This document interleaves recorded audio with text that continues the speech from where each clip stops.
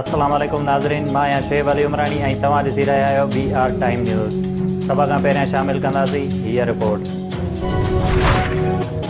Hiriya road press club में आयल Pakistan peoples party बीबी शहीद बेनज़ीर भुट्टो जो साथी सरदार रफ़ीक अहमद अब्बासी प्रेस कॉन्फ्रेंस कंदे चयो त असां 27 मार्च ते लॉन्ग सीट वरिती, इंशाअल्लाह उहा सीट खसींदासीं ऐं लॉन्ग मार्च काफ़िले में शरीक थी इमरान ख़ान खे उहो ॿुधाईंदासीं त ग़रीब अवाम सां वाइदो पूरो न कयईं या ख्वाब ॾेखारे घरनि ऐं नौकिरियुनि जो चई अवाम खे ख़ुदिकुशियूं करण ते मजबूर कयईं। शहीद राणीअ जो पुटु बिलावल भुट्टो सां गॾु आहियूं ऐं तालिबाई पास ते खे हणींदासीं। नशर फिरोज़ जा वर्कर्स लॉन्ग मार्च में शरीक थींदा। तहरीक अदम एतमाद कामयाब थींदी या न? उबूरी हुकूमत जी मुदत केतिरी हूंदी? हुकूमत जे इत्तेहादनि खे टोड़ण लाइ छा ॾियणो पवंदो? बिलावल ऐं शहबाज़ जी राय में किथे इतफ़ाक़ त किथे इख़्तिलाफ़।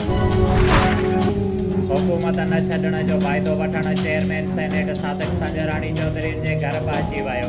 मुलाक़ात जी अंदरूनी कहानी। चेयरमैन सेनेट चयो त चौधरी साहब सभिनी जूं नज़रूं तव्हां ते लॻियूं पयूं आहिनि। चौधरी साहब महिरबानी करे ख़्यालु कंदा। जंहिं ते चौधरी परवेज़ इलाही मुस्कुराए ॾिनो। मुलाक़ात खां पोइ जारी बयान मुताबिक़ चौधरी परवेज़ इलाही चयो त मुल्क में रोज़ बरोज़ बदिलजंदड़ सियासी आबो हवा ते नज़र आहे। चयूं था त अवाम खे फौरी रिलीफ ॾियण लाइ अमली क़दम खंया वञनि। इलेक्शन मुक़ररु वक़्त ते ई सही लॻंदी आहे। लाहौर में वफ़ाक़ी वज़ीर शेख रशीद ऐं वज़ीर आला पंजाब उस्मान बोज़दार जी बैठक। अपोज़िशन जी तहरीक अदम एतमाद नाकाम बणाइण जी हिकमत अमलीअ ते गौर। तहरीक इंसाफ़ जे रहनुमा जहांगीर तरीन जी तबियत ख़राब। एयर एम्बुलेंस जे ज़रिए लंदन रवानो थी वियो। बर्तानिया में तिबी मुआइनो कराईंदो। पाकिस्तान पीपल्स पार्टीअ जे चेयरमैन बिलावल भुट्टो ज़रदारी पारां नियाज़ी सरकार जी तदावेड़ लाइ 27 फरवरी ते ऐलानियल कराचीअ तां इस्लामाबाद ताईं एहतिजाजी मार्च खे कामयाब कराइण लाइ नवाबशाह में जियालनि जी हिकु वॾी रैली।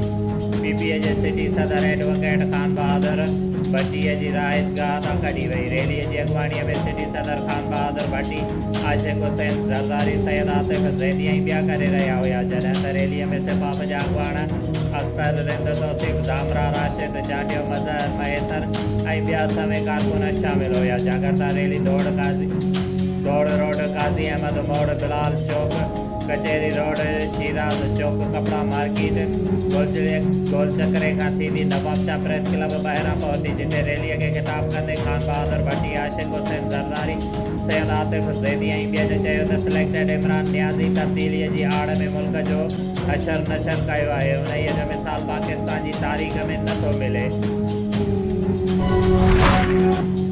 SSP ज़िले शहीद बेनज़ीराबाद अमीर सऊद मक्सी ज़िले में गैर क़ानूनी जलसा रैलियुनि फॾो फ़साद ऐं कंहिं बि हंगामी सूरतहाल खे फौरी तौर मोह ॾियण लाइ इंसदाद फ़साद फोर्स क़ाइमु करे छॾी। उन हवाले सां जारी कयल प्रेस में SSP शहीद बेनज़ीराबाद अमीर सऊद मक्सी ॿुधायो त ज़िले अंदरि कंहिं बि गैर क़ानूनी जलसे रैली, गैर क़ानूनी एहतजाज ऐं कंहिं बि हंगामे फॾे फ़साद खे फौरी तौर मोह ॾियण लाइ ही अलॻि DSP सिटीअ जी सरबराहीअ में फोर्स क़ाइमु कई वई आहे।